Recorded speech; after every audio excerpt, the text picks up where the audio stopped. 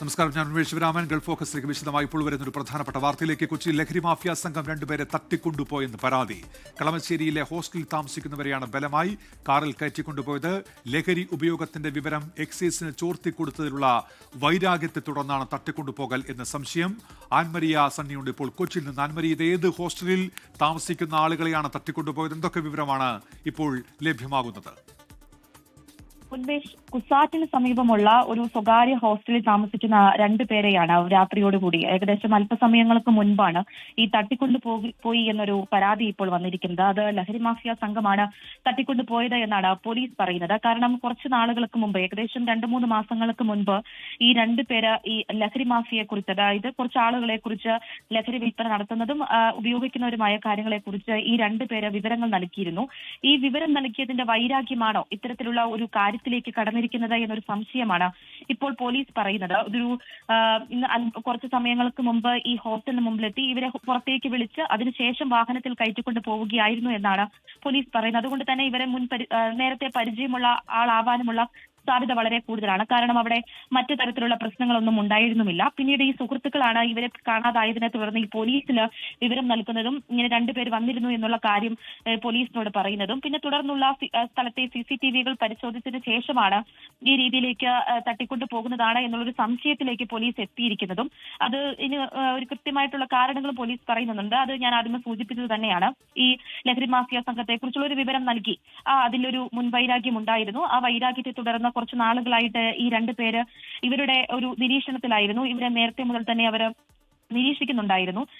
അതിനുശേഷമാണ് ഇപ്പോൾ ഈ രീതിയിൽ കുറച്ച് മണിക്കൂറുകൾക്ക് മുൻപ് രാത്രിയിൽ തട്ടിക്കൊണ്ടു പോവുക എന്ന രീതിയിൽ എത്തി നിൽക്കുന്നത്. പക്ഷേ ഇതിനകത്തൊരു വ്യക്തത കുറവും പോലീസ് കാണിക്കുന്നുണ്ട്. അത് കൃത്യമായിട്ടുള്ള ഉത്തരങ്ങൾ കിട്ടുന്നതിന് വേണ്ടിയിട്ട് അന്വേഷണം ആരംഭിച്ചിട്ടുണ്ട്.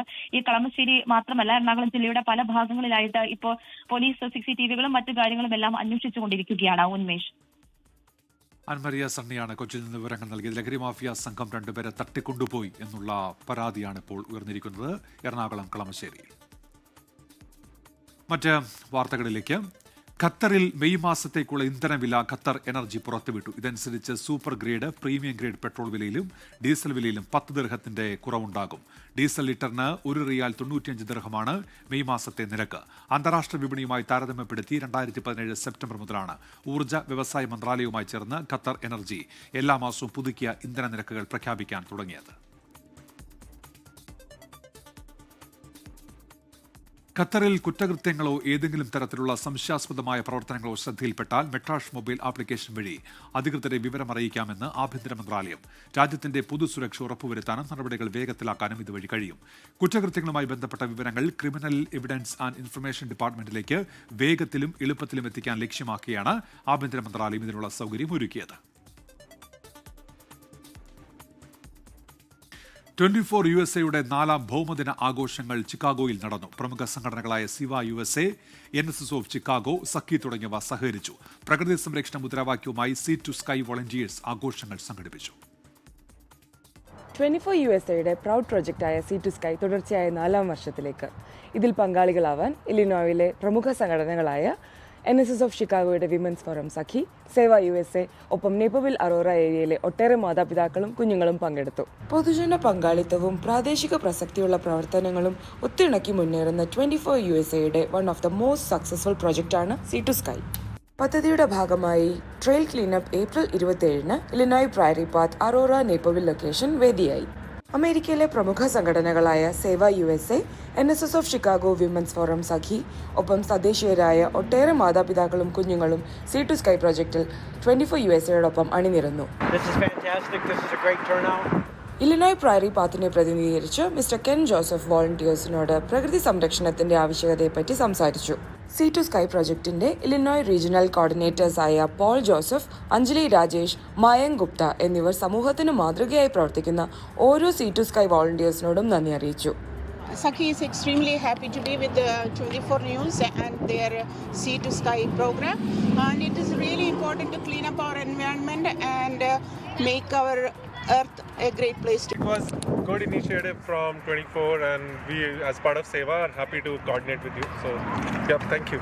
പ്ലാസ്റ്റിക്കിൻ്റെ യൂസേജും ബാക്കിയുള്ള കാര്യങ്ങളും കൂടുതലായി വരുന്നതുകൊണ്ട് it's a good thing to have it and എല്ലാവരും എൻജോയ് ചെയ്തു എന്ന് വിചാരിക്കുന്നു.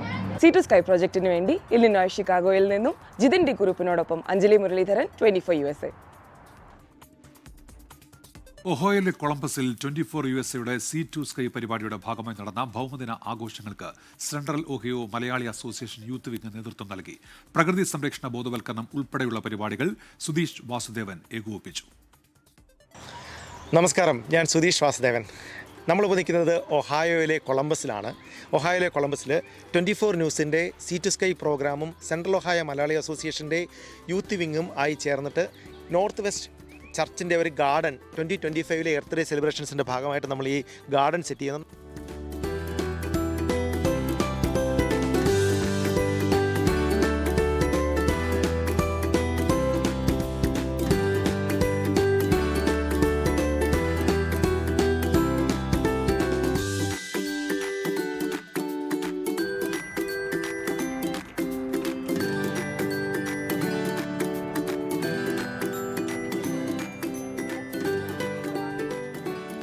Thank you very much for all of the work that the group did. They did an awesome job.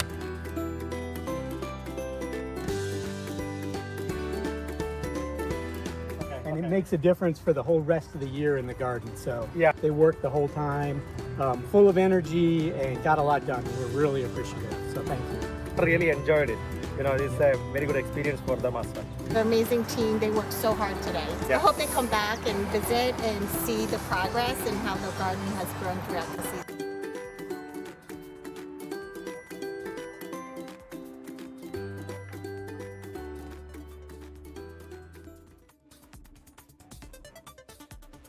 UAE Angamaly സ്വദേശികളുടെ കൂട്ടായ്മയായ Angamaly NRI association business meet സംഘടിപ്പിച്ചു. ദുബായിൽ നടന്ന പരിപാടി അങ്കമാലി MLA റോജി എം ജോൺ ഉദ്ഘാടനം ചെയ്തു.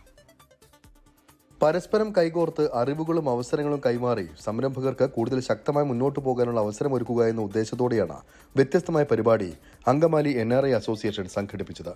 Global business meet of Angamaly എന്ന പേരിൽ ദുബായിൽ നടന്ന പരിപാടിയിൽ അങ്കമാലിയിലും പരിസര പ്രദേശങ്ങളിലുമുള്ള 100-ലധികം സംരംഭകർ പങ്കെടുത്തു. Angamaly MLA Roji M John പരിപാടി ഉദ്ഘാടനം ചെയ്തു. ബിസിനസ് മേഖലയിലുള്ളവർക്ക് ഉപകാരപ്രദമാകുന്ന ഇത്തരം പരിപാടികൾ സംഘടിപ്പിക്കുന്നത് കേരളത്തിന്റെ വികസനത്തിനും നേട്ടമാകുമെന്ന് റോജി എം ജോൺ പറഞ്ഞു.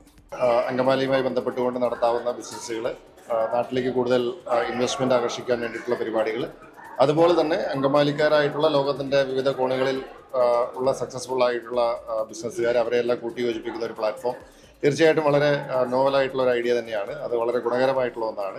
അപ്പോൾ അതിന് ആവശ്യമായിട്ടുള്ള എല്ലാ പിന്തുണയും കൊടുക്കുക എന്നുള്ളതാണ് ഞങ്ങളെപ്പോലുള്ള ജനപ്രതിനിധികളുടെ ഉത്തരവാദിത്തം. തീർച്ചയായിട്ടും അത് ചെയ്യുന്നു. സംരംഭകർക്ക് കൂടുതൽ അവസരങ്ങൾ ഒരുക്കുകയാണ് പരിപാടിയിലൂടെ ലക്ഷ്യമിട്ടതെന്നും ഇത്തരം പരിപാടികൾ സംഘടിപ്പിക്കുന്നത് തുടരുമെന്നും അങ്കമാലി NRI അസോസിയേഷൻ ഭാരവാഹികൾ പറഞ്ഞു. അങ്കമാലി ബേസ് ചെയ്തിട്ടുള്ള UAE വർഷങ്ങളോളം ബിസിനസ് ചെയ്യുന്ന NRIക്കാരുടെ ഒരു കൂട്ടായ്മയാണ് നമ്മളിപ്പോൾ ഈ വർഷം തുടങ്ങി വെക്കുന്നത്. ഒരു ഗ്ലോബൽ ബിസിനസ് മീറ്റ് എന്ന കോൺസെപ്റ്റ്. അതായത് അങ്കമാലി പ്രദേശത്തുള്ള ചുറ്റുപാടുള്ള ഇവിടെ ബിസിനസ് ചെയ്യുന്നവർക്ക് ഗ്ലോബൽ മറ്റുള്ള ഓപ്പർച്യൂണിറ്റികൾ ടാപ്പ് ചെയ്യുന്നതിനും അതുപോലെ തന്നെ അങ്കമാലിയിലും അല്ലെങ്കിൽ പ്രാന്തപ്രദേശങ്ങളിലും കേരളത്തിനകത്തൊക്കെ നമുക്ക് എത്രത്തോളം നമുക്ക് വികസന സാധ്യതകൾ, ഇവിടെയുള്ള ബിസിനസ്സുകാർക്ക് എത്രത്തോളം നാട്ടിൽ വികസനം കൊണ്ടുവരാൻ അതിന് പങ്കാളികളാവാൻ പറ്റും എന്നതിനെക്കുറിച്ചുള്ള ഒരു ബിസിനസ് കോൺസെപ്റ്റാണ്.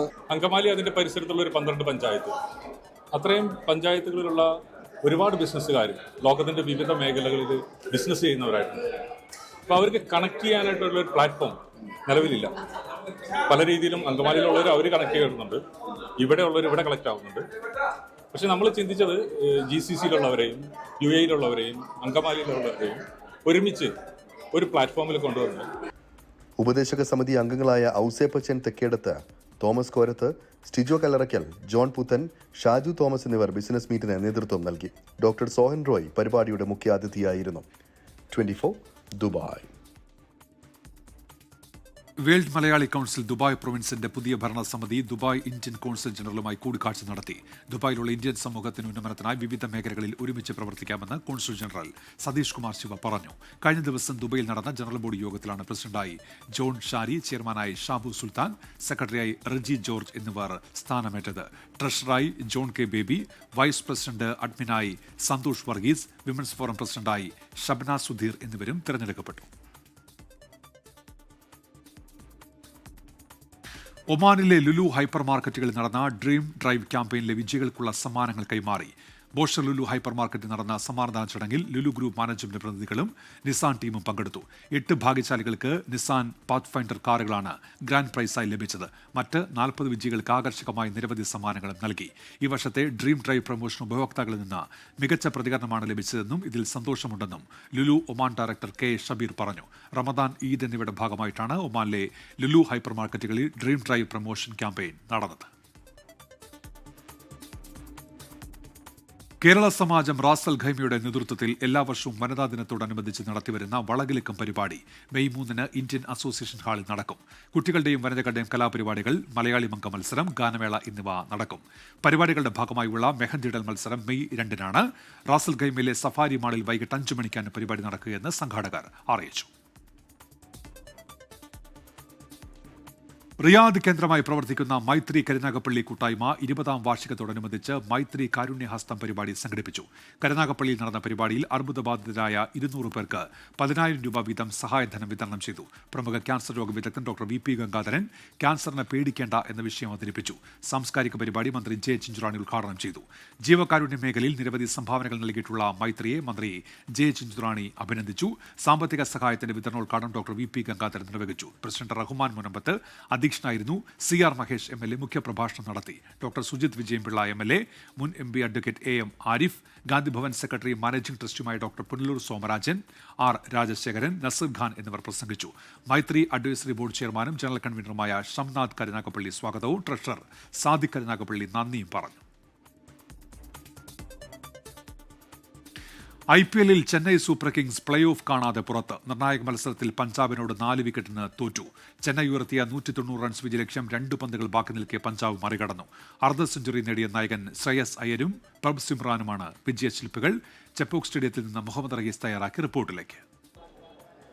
പഞ്ചാബ് കിങ്സിനെതിരായ നിർണായക മത്സരത്തിൽ ചെപ്പോക്ക് സ്റ്റേഡിയത്തിൽ സ്വന്തം കാണികൾക്ക് മുന്നിൽ തോറ്റതോടുകൂടിയാണ് Chennai super kings play off കാണാതെ പുറത്തായിരിക്കുന്നത്. 10 മത്സരങ്ങളിൽ 8 തോറ്റാണ് ചെന്നൈ ഈ സീസണിൽ ഇപ്പോൾ പുറത്തായിരിക്കുന്നത്. പ്ലേ ഓഫ് സാധ്യതകളൊക്കെ തന്നെയും അവസാനിച്ചു. നേരത്തെ എന്തെങ്കിലുമൊക്കെ സാധ്യതകൾ നിലനിർത്തണമെങ്കിൽ ഈ മത്സരത്തിൽ ചെന്നൈക്ക് ജയിക്കണമായിരുന്നു. തുടർച്ചയായ വീണ്ടും ഒരു മത്സരത്തിൽ കൂടി ചെന്നൈക്ക് ടോസ് നഷ്ടമായി. ആദ്യം ബാറ്റ് ചെയ്യേണ്ടി വന്നു. പക്ഷേ ഇത്തവണ ചെന്നൈ കുറച്ചുകൂടി മെച്ചമായി കളിച്ചിട്ടുണ്ട്. 190 റൺസ് നേടി. അതിൽ സാം കറന്റെ ഇന്നിംഗ്സ് എടുത്തു പറയേണ്ടതാണ്. കാരണം അദ്ദേഹം നേടിയ 88 റൺസ്, അത് 47 പന്തിൽ നേടിയ 88 റൺസ് ഈ കാണികളെ ഏറെ ത്രസിപ്പിച്ചിരുന്നു. അതിനുശേഷം പിന്നീട് വന്നവർക്ക് ഒന്നും തന്നെ സ്കോറിംഗ് ഉയർത്താൻ കഴിഞ്ഞില്ല. അങ്ങനെ ചഹലിന്റെ ഒരു ഓവറിൽ 4 വിക്കറ്റ് അടക്കം വീണതോടുകൂടി ചെന്നൈ പിന്നീട് 190 റൺസിലേക്ക് ഒതുങ്ങുകയാണ്.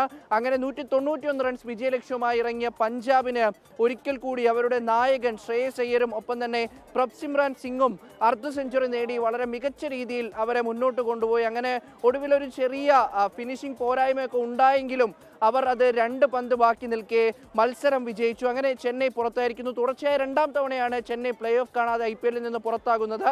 അത് എടുത്തു പറയേണ്ടത് IPL-ലെ തന്നെ ഏറ്റവും സ്ഥിരതയാർന്ന ഒരു ടീമാണ് ചെന്നൈ. കാരണം 12 സീസണുകളിൽ ചെന്നൈ പ്ലേ ഓഫ് കളിച്ചിട്ടുണ്ട്. 5 തവണ ജേതാക്കളായിട്ടുണ്ട്. ചാമ്പ്യന്മാരുടെ ആ ഒരു ട്രോഫിയുടെ എണ്ണം എടുത്തു നോക്കിക്കഴിഞ്ഞാൽ അത് 5 തവണ നേടിയ 2 ടീമുകൾ മാത്രമേ ഉള്ളൂ. അതിലൊന്ന് ചെന്നൈയാണ്. അപ്പോൾ അത്തരത്തിൽ മികച്ച രീതിയിൽ കളിച്ചുകൊണ്ടിരുന്ന ചെന്നൈ ഈ സീസൺ ഉടനീളം അവർക്ക് വലിയ പരാജയങ്ങൾ നേരിടേണ്ടി വന്നു. അവർക്ക് മറന്നു പോകേണ്ട ഒരു സീസണാണ്. കാരണം 10 മത്സരം പൂർത്തിയാകുമ്പോൾ ആദ്യം തന്നെ പ്ലേ ഓഫ് കാണാതെ പുറത്താകുന്ന ഒരു ടീമായി ചെന്നൈ മാറിയിരിക്കുകയാണ്. എന്തായാലും ഇനി 4 മത്സരങ്ങൾ ശേഷിക്കുന്നു. വിജയിച്ച് തലയുയർത്തി മടങ്ങാനാകും ധോണിയും കൂട്ടരുടെയും ശ്രമം. അതേസമയം പഞ്ചാബിനെ സംബന്ധിച്ചിടത്തോളം അവർ 13 പോയിന്റുമായി പോയിന്റ് പട്ടികയിൽ 2ാം സ്ഥാനത്തേക്ക് വന്നിട്ടുണ്ട്. പ്ലേ ഓഫ് സാധ്യതകൾ സജീവമാക്കിയിട്ടുണ്ട്. അങ്ങനെ ചെപ്പോക്കിൽ ഒരിക്കൽ കൂടി ധോണിപ്പട വീഴുന്നു. സീസണിൽ 2ാം തവണ ഏറ്റുമുട്ടിയപ്പോഴും പഞ്ചാബ് ചെന്നൈക്ക് മേൽ വിജയം സ്ഥാപിച്ചിരിക്കുന്നു. പഹൽഗാം ഭീകരാക്രമണത്തിന് ഇന്ത്യ ഉടൻ തിരിച്ചടി നൽകിയേക്കുമെന്ന റിപ്പോർട്ടുകൾക്കിടെ ഡൽഹിയിൽ നിർണായക യോഗങ്ങൾ. പ്രധാനമന്ത്രിയുടെ അധ്യക്ഷതയിലാണ് പ്രധാനപ്പെട്ട യോഗങ്ങൾ ചേർന്നത്. പ്രധാനമന്ത്രിയുടെ വസതിയിൽ രാത്രിയിലും നിർണായക കൂടിക്കാഴ്ചകൾ നടന്നു. റഷ്യൻ സന്ദർശനം പ്രധാനമന്ത്രി ഒഴിവാക്കി. രാവിലെ 11 മണിയോടെ പ്രധാനമന്ത്രിയുടെ വസതിയിലായിരുന്നു യോഗം. കേന്ദ്ര ആഭ്യന്തരമന്ത്രി അമിത്ഷാ, പ്രതിരോധ മന്ത്രി രാജ്നാഥ് സിംഗ് തുടങ്ങി കേന്ദ്രമന്ത്രിമാർ യോഗത്തിൽ പങ്കെടുത്തു. നിലവിലെ സുരക്ഷാ സാഹചര്യവും സൈനിക നീക്കവും, അതിർത്തിയിൽ പാക് പ്രകോപനം തുടരുന്ന സാഹചര്യത്തിൽ സൈന്യം സ്വീകരിച്ച നടപടികളും യോഗം വിലയിരുത്തി. പ്രധാനമന്ത്രിയുടെ അധ്യക്ഷതയിൽ സാമ്പത്തിക രാഷ്ട്രീയകാര്യ സമിതി യോഗവും ചേർന്നു. പാകിസ്ഥാന് തിരിച്ചടി നൽകാനുള്ള പൂർണ്ണ സ്വാതന്ത്ര്യം കഴിഞ്ഞ ദിവസം ചേർന്ന യോഗത്തിൽ സേനാ മേധാവികൾക്ക് പ്രധാനമന്ത്രി നൽകിയിരുന്നു. ഭീകരാക്രമണത്തിന്റെയും തുടർന്നുള്ള സാഹചര്യങ്ങളുടെയും പശ്ചാത്തലത്തിൽ പ്രധാനമന്ത്രി റഷ്യൻ സന്ദർശനം ഒഴിവാക്കി. മെയ് 9 വിക്ടറി ദിന പരിപാടിയിലേക്കായിരുന്നു പ്രധാനമന്ത്രിക്ക് ക്ഷണം. പ്രധാനമന്ത്രിക്ക് പകരം രാജ്നാഥ് സിംഗ് പരിപാടിയിൽ പങ്കെടുക്കും. ഇതിനിടെ മുൻ ഉന്നത സൈനിക ഉദ്യോഗസ്ഥരെയും വിരമിച്ച IPS, IFS ഉദ്യോഗസ്ഥരെയും ഉൾപ്പെടുത്തി ദേശീയ സുരക്ഷാ ഉപദേശക സമിതിയെ കേന്ദ്ര സർക്കാർ പുനഃസംഘടിപ്പിച്ചു. വിനീത VG, 24, ഡൽഹി. പഹൽഗാം കൂട്ടക്കുരുതിക്ക് ശേഷം തുടർച്ചയായ ദിവസങ്ങളിൽ അതിർത്തിയിൽ വെടിനിർത്തൽ കരാർ ലംഘിക്കുകയാണ് പാകിസ്ഥാൻ. 24 മുതൽ 36 മണിക്കൂറുകൾക്കകം ഇന്ത്യ പാകിസ്ഥാനെ ആക്രമിക്കുമെന്ന് അർദ്ധരാത്രി നടത്തിയ അസാധാരണ വാർത്താ സമ്മേളനത്തിൽ പാക് മന്ത്രി അത്താവുള്ള തറാർ. അന്തം വിട്ട പ്രതി എന്തും ചെയ്യുമെന്ന് പറയും മട്ടിലാണ് പാക് സൈന്യത്തിന്റെ മര്യാദയില്ലാത്ത വെടിനിർത്തൽ കരാർ ലംഘനങ്ങൾ. തുടർച്ചയായ 6ാം രാത്രിയും നൌഷേര, സുന്ദർബാനി, അബ്നൂർ സെക്ടറുകൾക്ക് നേരെയും പർഗുവാർ സെക്ടറിലുമുണ്ടായ കരാർ ലംഘനങ്ങൾക്ക് ഇന്ത്യൻ സേന കടുത്ത മറുപടി നൽകി. അതിർത്തിയിലെ പ്രകോപനങ്ങൾക്ക് പിന്നാലെ നേതാക്കളുടെ പ്രതികരണങ്ങളിലും പരിഭ്രാന്തി വ്യക്തമാണ്. 24 മുതൽ 34 മണിക്കൂറിനുള്ളിൽ ഇന്ത്യൻ സേന ആക്രമിക്കുമെന്ന് കൃത്യമായ വിവരങ്ങൾ കിട്ടിയിട്ടുണ്ടെന്ന് വാർത്താ സമ്മേളനത്തിൽ വാർത്താവിതരണ മന്ത്രി അത്താവുള്ള തരാർ. ആശങ്ക പാക് പ്രതിരോധ മന്ത്രി ഇന്നും ആവർത്തിച്ചു. ഇന്ത്യൻ നീക്കങ്ങൾ അറിയാൻ സിയാൽകോട്ടിൽ റഡാർ സംവിധാനങ്ങൾ എത്തിച്ച പാകിസ്ഥാൻ ബലൂചിസ്ഥാനിൽ വിന്യസിച്ചിരുന്ന 2 കമ്പനി സേനയെ അതിർത്തിയിലേക്ക് അയച്ചു. മെയ് 2 വരെ ഇസ്ലാമാബാദിലും ലഹോറിലും പാകിസ്ഥാൻ നോ ഫ്ലൈ സോൺ പ്രഖ്യാപിച്ചു. ഏതു സമയവും എന്തും സംഭവിക്കാമെന്ന പ്രതീതിക്കിടെ മേഖലയിലെ സ്ഥിതി വഷളാക്കരുതെന്ന് ഇരു രാജ്യങ്ങളോടും ആവശ്യപ്പെടുകയാണ് അമേരിക്ക. അതെന്തായാലും ഡൽഹിയിൽ നടക്കുന്ന തിരക്കിട്ട ചർച്ചകളിലും മുന്നൊരുക്കങ്ങളിലും പാകിസ്ഥാന്റെ വല്ലാത്ത ഭയം പ്രകടമാണ്. ഞങ്ങൾ ദൗത്യത്തിന് എപ്പോഴേ തയ്യാറാണ്. ഞങ്ങൾക്ക് എത്തിപ്പെടാനാവാത്തവണ്ണം വിശാലമായ ഒരു കടലുമില്ല എന്നതാണ് ഇന്ത്യൻ നാവികസേനയുടെ ഏറ്റവും ഒടുവിലത്തെ എക്സ്പോസ്റ്റ്. അതിർത്തി ഗ്രാമങ്ങൾ ബങ്കറുകൾ ഒരുക്കി കാത്തിരിക്കുന്നു. സേനാവിഭാഗങ്ങൾ സജ്ജമാണ്. അവർ നോക്കുന്നത് ഒരു ഉത്തരവിനാണ്, ഒരേ ഒരു ഉത്തരവിന്. ജമ്മു കാശ്മീരിൽ നിന്നും ക്യാമറാമാൻ ജോഗേഷ് സിംഗിനൊപ്പം ഹാഷ്മി താജ് ഇബ്രാഹിം, 24. രാജ്യത്ത് ജാതി സെൻസസ് നടത്താനുള്ള തീരുമാനവുമായി കേന്ദ്ര സർക്കാർ. പൊതുജനസംഖ്യാ കണക്കെടുപ്പിനൊപ്പം ജാതി സെൻസസ് നടത്താനാണ് കേന്ദ്ര മന്ത്രിസഭാ യോഗത്തിന്റെ തീരുമാനം. ബീഹാർ തിരഞ്ഞെടുപ്പ് അടുത്തിരിക്കെ കേന്ദ്ര സർക്കാരിന്റെ നീക്കം നിർണായകമാണ്. പ്രതിപക്ഷ സമ്മർദ്ദത്തിന്റെ വിജയം എന്നാണ് ഇന്ത്യ സഖ്യത്തിന്റെ പ്രതികരണം. ജാതി സർവേ നടത്താൻ കേന്ദ്ര സർക്കാർ തയ്യാറാകുന്നില്ലെന്നായിരുന്നു കഴിഞ്ഞ ലോക്സഭാ തെരഞ്ഞെടുപ്പിൽ ഇന്ത്യ മുന്നണിയുടെ പ്രധാന പ്രചാരണ വിഷയം. പിന്നാക്ക വോട്ടുകൾ നിർണായകമായ ബീഹാർ തെരഞ്ഞെടുപ്പിൽ ജാതി സെൻസസ് പ്രചാരണ വിഷയമാക്കാൻ പ്രതിപക്ഷം തയ്യാറെടുക്കുന്നതിനിടെയാണ് കേന്ദ്ര സർക്കാരിന്റെ നിർണായക നീക്കം. The Cabinet Committee of Political Affairs has decided today, that is 30th April 2025, that caste enumeration should be included in the forthcoming census. This demonstrates that a government is committed to the values and interests of a society and country. ഭരണഘടന അനുസരിച്ച് census കേന്ദ്ര വിഷയമാണെന്നും കോൺഗ്രസ് രാഷ്ട്രീയത്തിന് വേണ്ടിയാണ് ജാതി census ഉപയോഗിച്ചതെന്നും കേന്ദ്രമന്ത്രി അശ്വിനി വൈഷ്ണവ് കുറ്റപ്പെടുത്തി. സാമ്പത്തികമായും സാമൂഹികമായും പിന്നാക്കം നിൽക്കുന്ന വിഭാഗങ്ങളെ ശാക്തീകരിക്കുന്നതിനാണ് ജാതി സെൻസസ് നടപ്പാക്കുന്നതെന്ന് കേന്ദ്ര ആഭ്യന്തരമന്ത്രി അമിത്ഷാ. കേന്ദ്ര തീരുമാനം ഇന്ത്യ മുന്നണിയുടെ സമ്മർദ്ദ ഫലമായാണെന്നാണ് പ്രതിപക്ഷ പാർട്ടികളുടെ പ്രതികരണം. Caste census, we have been fighting now for some time.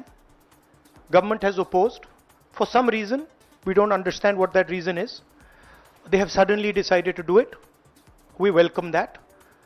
We are happy that they have done the caste census. 24, Delhi. പുലിപ്പല്ല് കൈവശം വെച്ച കേസിൽ റാപ്പർ വേടന് ജാമ്യം. വനം വകുപ്പ് ജാമ്യത്തെ എതിർത്തെങ്കിലും കർശന ഉപാധികളോടെ Perumbavoor judicial first class magistrate കോടതി 3 ജാമ്യം അനുവദിച്ചു. അന്വേഷണത്തോട് പൂർണ്ണമായി സഹകരിക്കുമെന്നും തെറ്റ് തിരുത്തുമെന്നും വേടൻ പ്രതികരിച്ചു. വിഷയം അവധാനതയോടെ കൈകാര്യം ചെയ്യണമെന്ന് മുഖ്യമന്ത്രി പിണറായി വിജയൻ. വേടനെതിരെ എടുത്ത കേസിൽ ഉദ്യോഗസ്ഥരോട് വിശദീകരണം തേടുമെന്ന് വനമന്ത്രി AK ശശീന്ദ്രൻ അറിയിച്ചു. പുലിപ്പല്ല് കേസിന്റെ അന്വേഷണം പ്രാരംഭഘട്ടത്തിലാണ്. ജാമ്യം നൽകിയാൽ വേടൻ വിദേശത്തേക്ക് കടക്കാനും തെളിവ് നശിപ്പിക്കാനും സാധ്യതയുണ്ട്. അതുകൊണ്ട് ജാമ്യാപേക്ഷ തള്ളണമെന്നായിരുന്നു വനം വകുപ്പിന്റെ വാദം. ആരാധകൻ സമ്മാനമായി നൽകിയതാണെന്നും പുലിപ്പല്ലെന്നറിഞ്ഞിരുന്നെങ്കിൽ ഉപയോഗിക്കില്ലായിരുന്നുവെന്നും വേടൻ കോടതിയിൽ പറഞ്ഞു. ശാസ്ത്രീയ തെളിവിന്റെ അഭാവവും ജാമ്യത്തിന് അനുകൂലമായി. അന്വേഷണത്തോട് പൂർണ്ണമായി സഹകരിക്കുമെന്നും തെറ്റുകൾ തിരുത്തുമെന്നും വേടൻ. ഇവന്റെ പുകവലി മദ്യപാനമൊക്കെ ഭയങ്കര പ്രശ്നമാണ്, ബാഡ് ഇൻഫ്ലുവൻസ് ആണെന്ന് എനിക്കറിയാം. ചേട്ടനോട് ദയവ് ചെയ്ത് ക്ഷമിക്കണം. നല്ലൊരു മനുഷ്യനായി മാറാൻ പറ്റുമെന്ന് ഞാൻ നോക്കട്ടെ. പോയിട്ട് വരാം. ലഹരിക്കാര്യത്തിലെ നടപടിയിൽ പിന്നാക്കവും മുന്നാക്കവുമില്ലെന്ന് മുഖ്യമന്ത്രി പിണറായി വിജയൻ. എന്നാൽ പുലിപ്പല്ല് പോലുള്ള വിഷയങ്ങളിൽ അവധാനതയോടെ പ്രവർത്തിക്കണമെന്നും മുഖ്യമന്ത്രി. പുലിനകം പോലുള്ള പ്രശ്നങ്ങൾ അത് അവധാനപൂർവ്വം കൈകാര്യം ചെയ്യുക എന്നുള്ളതാണ് വേണ്ടത്. അത് സ്വാഭാവികമായിട്ടും അവധാനപൂർവ്വം കൈകാര്യം ചെയ്യുന്ന നിലയുണ്ടാവും. വേടൻ രാഷ്ട്രീയ ബോധമുള്ള മികച്ച കലാകാരനെന്ന മന്ത്രി AK ശശീന്ദ്രൻ വേടനെതിരെ അറസ്റ്റ് നടപടി സ്വീകരിച്ച വനം വകുപ്പ് ഉദ്യോഗസ്ഥരിൽ നിന്ന് വിശദീകരണം തേടുമെന്നും AK ശശീന്ദ്രൻ പ്രസ്താവനയിൽ പറഞ്ഞു. മൃഗവേട്ട അടക്കമുള്ള വകുപ്പുകൾ നിലനിൽക്കില്ലെന്ന പ്രതിഭാഗം പറഞ്ഞെങ്കിലും കോടതി തള്ളി. കേരളം വിട്ട് പുറത്തു പോകരുത്, 7 ദിവസത്തിനുള്ളിൽ പാസ്പോർട്ട് കോടതിയിൽ സമർപ്പിക്കണം, എല്ലാ വ്യാഴാഴ്ചയും അന്വേഷണ ഉദ്യോഗസ്ഥന് മുന്നിൽ ഹാജരാകണം തുടങ്ങിയ ഉപാധികളോടെയാണ് ജാമ്യം. വേടനെ തൃശൂരിലെ ജ്വല്ലറിയിലും വീട്ടിലുമെത്തിച്ച് തെളിവെടുപ്പ് നടത്തിയിരുന്നു. തിങ്കളാഴ്ച ഉച്ചയോടെയാണ് വേടന്റെ ഫ്ളാറ്റിൽ നിന്ന് പോലീസ് കഞ്ചാവ് പിടികൂടിയത്. ഇതിന് പിന്നാലെയാണ് വേടന്റെ മാലക്കെതിരെ വനം വകുപ്പ് കേസെടുത്തത്. വേടനെ വനം വകുപ്പ് വേട്ടയാടിയെന്ന വിമർശനം ശക്തമാണ്. ആനക്കൊമ്പ് കേസിൽ അനങ്ങാപ്പാറ നിലപാട് സ്വീകരിച്ച വനം വകുപ്പ് വേടനോട് കാട്ടിയത് ഇരട്ട നീതിയെന്നാണ് ആക്ഷേപം. അതേസമയം ലഹരി ഉപയോഗം സമ്മതിച്ച വേടൻ തെറ്റുതിരുത്തി തിരിച്ചുവരുമെന്ന പ്രതീക്ഷയിലാണ് ആരാധകർ. കൊച്ചിയിൽ നിന്ന് മാഹിനൊപ്പം വിഷ്ണു സുരേഷ്, 24. വിഴിഞ്ഞം തുറമുഖ പദ്ധതിയുടെ ക്രെഡിറ്റ് ആർക്കെന്ന് ജനം തീരുമാനിക്കട്ടെ എന്ന് മുഖ്യമന്ത്രി. പദ്ധതിക്ക് കല്ലിട്ടത് കൊണ്ടായില്ല, കപ്പലോടിക്കുന്ന സ്ഥിതിയിലേക്ക് എത്തിയത് ഇപ്പോഴെന്ന് മുഖ്യമന്ത്രി. പ്രതിപക്ഷ നേതാവിന്റെ പദ്ധതിയിലേക്ക് ക്ഷണിച്ചിട്ടുണ്ട്. പ്രധാനമന്ത്രിയുടെ ഓഫീസ് പട്ടിക അംഗീകരിച്ച് നൽകാത്തത് കൊണ്ടാണ് ക്ഷണിക്കാൻ വൈകിയതെന്നും മുഖ്യമന്ത്രി പറഞ്ഞു. വിഴിഞ്ഞം തുറമുഖ പദ്ധതിക്ക് വേണ്ടി ഇടത് സർക്കാർ ചെയ്ത കാര്യങ്ങൾ എണ്ണിപ്പറഞ്ഞുകൊണ്ടായിരുന്നു മുഖ്യമന്ത്രിയുടെ വാർത്താ സമ്മേളനം. സർക്കാരിൻ്റെ വാർഷികത്തിനിടെ നടക്കുന്ന തുറമുഖത്തിൻ്റെ കമ്മീഷനിങ് ചരിത്ര മുഹൂർത്തമാണ്. രാജ്യത്ത് ഒരു സംസ്ഥാന സർക്കാരിന് ഏറ്റവും കൂടുതൽ നിക്ഷേപമുള്ള തുറമുഖം വിഴിഞ്ഞമാണെന്ന് ചൂണ്ടിക്കാട്ടിയ മുഖ്യമന്ത്രി സംസ്ഥാനത്തിന് വരുമാനം കിട്ടാനിടയാക്കിയത് തന്റെ സർക്കാർ ഉണ്ടാക്കിയ കരാർ മൂലമാണെന്നും വാദിച്ചു. വിഴിഞ്ഞം പദ്ധതിയുടെ ക്രെഡിറ്റ് നാടിനാകെയാണെന്നും മുഖ്യമന്ത്രി പ്രതികരിച്ചു. വിഴിഞ്ഞം പദ്ധതിയുടെ ക്രെഡിറ്റ് അതൊരു തർക്കമായി കൊണ്ടുവരേണ്ടതായിട്ടില്ല എന്നാണ് തോന്നുന്നത്. ഈ ക്രെഡിറ്റ് നമ്മുടെ നാടിന് ആകെയുള്ളതാണ്.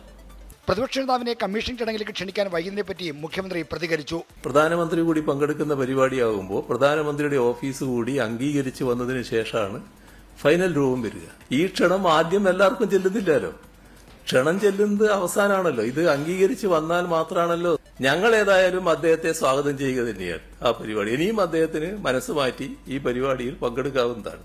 BJP സംസ്ഥാന അധ്യക്ഷൻ രാജീവ് ചന്ദ്രശേഖരനെ വിഴിഞ്ഞം പരിപാടിയിലേക്ക് ക്ഷണിച്ചത് സംസ്ഥാന സർക്കാരല്ലെന്നും മുഖ്യമന്ത്രി വ്യക്തമാക്കി. ഈ കാര്യങ്ങൾ തീരുമാനിക്കുന്നത് ഞങ്ങളല്ല. ഞങ്ങൾ അംഗീകരിച്ച ലിസ്റ്റിൽ ആ പേരുണ്ടായിരുന്നില്ല. ഞങ്ങൾ അംഗീകരിച്ച ലിസ്റ്റിൽ ജനപ്രതിനിധികളുടെ ലിസ്റ്റ് മാത്രമേ ഉള്ളൂ. എന്നാൽ അദ്ദേഹം അവിടുന്ന് പ്രധാനമന്ത്രി അംഗീകരിച്ച അല്ലെങ്കിൽ പ്രധാനമന്ത്രിയുടെ ഓഫീസ് അംഗീകരിച്ചതെന്ന ലിസ്റ്റിൽ അത്തരം ചില പേരുകൾ കൂടിയുണ്ട്. ആ പേര് സ്വാഭാവികമായും ഉൾപ്പെടുത്തുക എന്നുള്ളതാണ് സംസ്ഥാന ഗവൺമെന്റ് ചെയ്യുക. അതാണ് നടക്കുന്നത്. വിഴിഞ്ഞം തുറമുഖം സന്ദർശിച്ചപ്പോൾ കുടുംബത്തെ ഒപ്പം കുട്ടിയെ സംബന്ധിച്ചും മുഖ്യമന്ത്രി മറുപടി നൽകി. എന്റെ മകളും ആ മകളുടെ കുട്ടിയായതുകൊണ്ട് തന്നെ എന്റെ കൂടെ ഉണ്ടായത് അത് സ്വാഭാവികമായിട്ടുള്ളതല്ലേ. ഇത് സാധാരണ നിലക്കുള്ള ഒരു അവിടുത്തെ കാര്യങ്ങൾ കാണാനുള്ള ഒരു പോക്കാണ്. അതിന്റെ അകത്ത് കുടുംബാംഗങ്ങളും ഉണ്ടായി എന്നുള്ളത് ശരിയാണ്. 24 തിരുവനന്തപുരം. വിഴിഞ്ഞം തുറമുഖം കമ്മീഷനിങ്ങിൽ പ്രതിപക്ഷ നേതാവ് പങ്കെടുക്കില്ല. സർക്കാർ നീക്കം അപമാനിക്കാനാണെന്നും അതിനെ നിന്ന് കൊടുക്കേണ്ട എന്നുമാണ് കോൺഗ്രസിന്റെ വിലയിരുത്തൽ. വിവാദമായപ്പോഴാണ് പ്രതിപക്ഷ നേതാവിനെ ചടങ്ങിലേക്ക് ക്ഷണിച്ചതെന്നാണ് കോൺഗ്രസിന്റെ വിലയിരുത്തൽ. തനിക്ക് കിട്ടിയ കത്തിൽ എവിടേക്കാണ് വരേണ്ടതെന്ന് പോലുമില്ലെന്ന് പ്രതിപക്ഷ നേതാവ് VD സതീശൻ. എന്ത് ക്ഷണക്കത്താണ് എനിക്ക് അയച്ചിരിക്കുന്നത്? ഞാൻ ആ കത്ത് നിങ്ങളെ കാണിച്ചു തരാം. നിങ്ങൾ ആരെങ്കിലും ആണെങ്കിൽ അങ്ങനെ പോകുമെന്ന് നിങ്ങൾ ആലോചിക്കും. എന്ത് ക്ഷണക്കത്താണ് എനിക്ക് അയച്ചത്? ഒരു പ്രോഗ്രാം പോലും എനിക്ക് അയച്ചിട്ടില്ല. 2-ാം തീയതി പ്രധാനമന്ത്രിയുടെ പരിപാടി നടക്കുകയാണ്. പ്രധാനമന്ത്രിയുടെ പരിപാടി നടക്കുന്നതിന്റെ തലേദിവസമാണ് എനിക്ക് കത്തയക്കുന്നത്. കോൺഗ്രസ് നേതാക്കളുമായുള്ള കൂടിയാലോചനയ്ക്ക് ശേഷമാണ് ചടങ്ങിൽ പങ്കെടുക്കേണ്ടതെന്ന് തീരുമാനിച്ചത്. ഉദ്ഘാടന ദിവസം കോഴിക്കോട് DCC ഓഫീസിൽ പ്രതിപക്ഷ നേതാവിന്റെ അധ്യക്ഷതയിൽ UDF ഏകോപന സമിതി യോഗം ചേരും. എന്നാൽ പങ്കെടുക്കേണ്ടവരുടെ പട്ടികയിൽ പ്രതിപക്ഷ നേതാവ് നേരത്തെ ഉണ്ടായിരുന്നുവെന്ന് തുറമുഖ മന്ത്രി VN വാസവൻ. ഞങ്ങൾക്കിവിടെ കേന്ദ്രത്തിന്റെ പരിപാടി നിഷ്കർഷിച്ച് തന്ന സമയത്ത് തന്നെ അദ്ദേഹത്തിന് കത്ത് കൊടുത്തു. ഉറപ്പിച്ച സമയത്ത് തന്നെ എൻ്റെ ലെറ്റർപാടിൽ ഞാൻ കത്ത് കൊടുത്തിരിക്കുന്നത്. തിരിച്ചു വരുമ്പോൾ മറുപടി ഇല്ല, അറിയിച്ചില്ല. അതെനിക്കറിയില്ല. നമ്മൾ കത്ത് കൊടുത്തിട്ടുണ്ട്, കേന്ദ്രത്തിന് അയച്ചു കൊടുത്തു ആ പേര്. ഇതിനിടെ പദ്ധതിയുടെ ക്രെഡിറ്റ് അവകാശപ്പെട്ട് കേന്ദ്ര സർക്കാരിന്റെ പരസ്യം പുറത്തിറങ്ങി. തുറമുഖം വികസിത് ഭാരതിന്റെ ഭാഗമെന്ന തലക്കെട്ടോടെയാണ് പരസ്യം. 18,000 കോടി രൂപ പദ്ധതിക്ക് ചെലവായെന്നും പരസ്യത്തിൽ പറയുന്നു. പ്രധാനമന്ത്രിക്ക് കൂടുതൽ പ്രാധാന്യം കൊടുക്കുന്നതിൽ പിണറായി വിജയൻ ഒരു അഭിപ്രായ വ്യത്യാസവും ഉണ്ടാവില്ല. കാരണം അവർ തമ്മിലുള്ള കൂട്ടുകെട്ട് അത്ര ആഴത്തിലുള്ളതാണ്. അതേസമയം Shashi Tharoor MP, M. Vincent MLA എന്നിവർ ചടങ്ങിൽ പങ്കെടുക്കും. 24 തിരുവനന്തപുരം. ഗൾഫ് ഫോക്കസ് പൂർത്തിയാകുന്നു.